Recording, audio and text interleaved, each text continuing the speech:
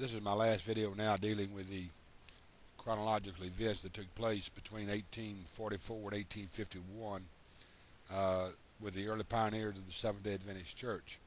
How wrong these events are, how they have been covered up, how the writings of Ellen White have been changed to show something different, and basically covering with the eras and all the confusion that took place between 1844 and 1851.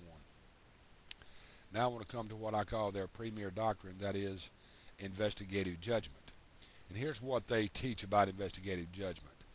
What they teach is that Jesus did not enter into the most holy place in heaven until 1844 to begin investigating the sins of all the people.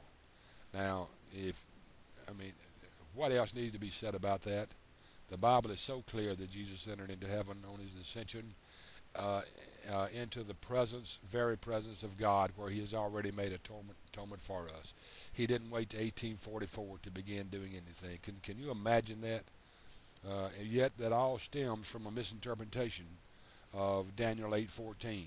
If they had a legitimate scholar who would tell them the truth about Daniel 8:14, about the evenings and mornings, that is not days or prophetic years, then they wouldn't be teaching people wrong.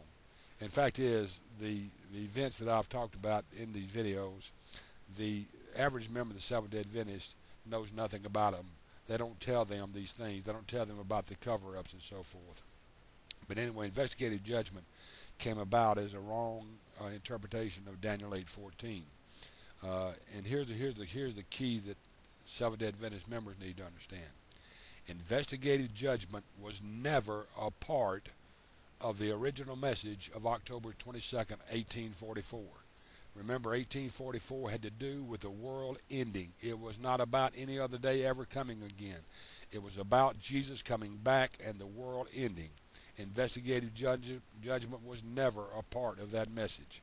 In fact, if Seventh-day Adventist members had the courage to search the writings of their own church, they will find out that investigative judgment was not taught until 1857, some 13 years after Jesus was supposed to come back on October 22nd of 1844. And now he hasn't come back for all these years, and all of a sudden you've got to cover up all of these predictions by Ellen White of the return of Christ in 1844 and 1851 and 1856. And all of a sudden in 1857 they decide to teach, well, let's try investigative judgment, so to speak, and see if that works. But it was never a part of the original message. The Adventist pioneers, as well as Miller, assumed that the sanctuary in Daniel 8:14 meant the earth in 1844, when it referred to the temple on earth, not the entire earth. And then they misunderstood the word cleansed in 8:14, which means to be restored or vindicated. Why did the earthly temple have to be restored or vindicated? Because the earthly sanctuary had been defiled by the little horn of Daniel 8, who is Antiochus Epiphanes. He offered up swine in the temple of God, set a statue up calling himself God in the temple, and desecrated the temple of God on earth. That is why the temple on earth had to be restored and cleansed, and it was referred to the temple, not the earth itself. They misunderstood the word earth, and they misunderstood the word cleansed.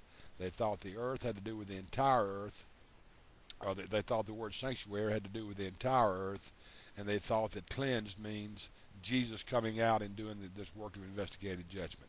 So they totally misunderstand one verse of Scripture, and from that build such erroneous doctrines that is not taught anywhere else in the Christian world. And if you want to do a study for yourself about this, Seventh-day Adventist, study chapter 9 of Hebrews and see how it tears investigative judgment apart.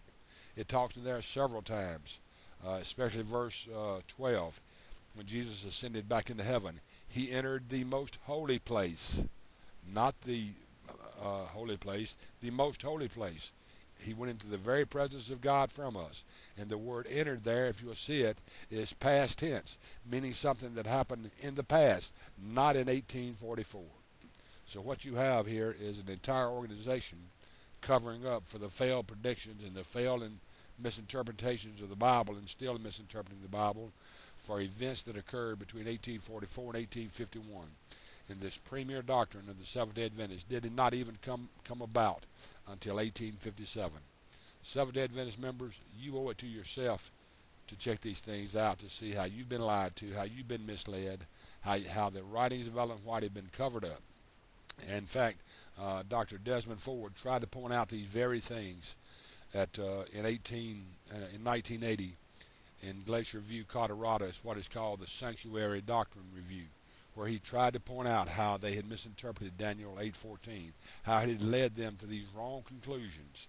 In fact, I think his doctoral dissertation was on these very errors, and he presented a document of over 900 pages to the members of the conference who had met there in Glacier View, Colorado.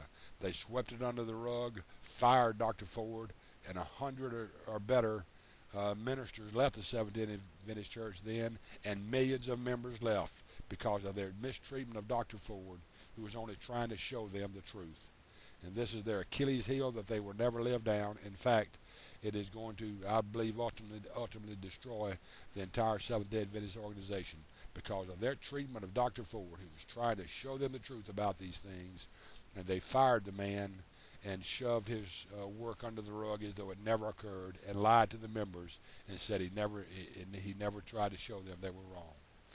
That is their premier doctrine, investigative judgment, that is found nowhere in the Scripture whatsoever.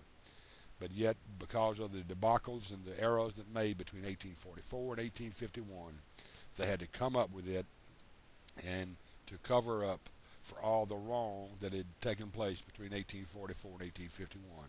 Investigative judgment was never a doctrine, never a part of October 22nd, 1844 to begin with. It was something that was invented to cover for the errors and was not presented until 1857. So until next time, this has been Golly saying, God bless.